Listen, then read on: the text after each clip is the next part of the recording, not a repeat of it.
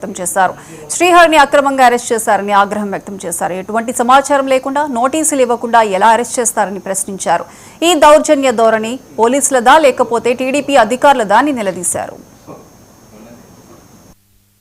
Media ఇన్ఛార్జిగా ఉన్నటువంటి పూడి శ్రీహరి గారిని ఉదయం 8:30 గంటల్లో జగన్మోహన్ రెడ్డి గారిని కలిసి విషయం చెప్పి ఆయన బయటికి ఇంటికి వెళ్ళిన నేపథ్యంలో వెంటనే పోలీసుల లేకపోతే టీడీపీ కార్యకర్తల అనేది తెలియకుండా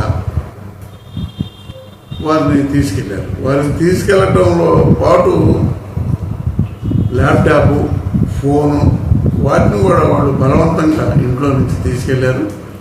తీసుకెళ్లేటప్పుడు ఎటువంటి సమాచారం లేదు, ఎటువంటి నోటీసు ఇవ్వలేదు. ఇవ్వకుండా పోలీసులు అని చెప్పి టీడీపీ కార్యకర్తలు. కృష్ణా జిల్లా అవనిగడ్డలో అన్నా క్యాంటీన్ ప్రారంభోత్సవం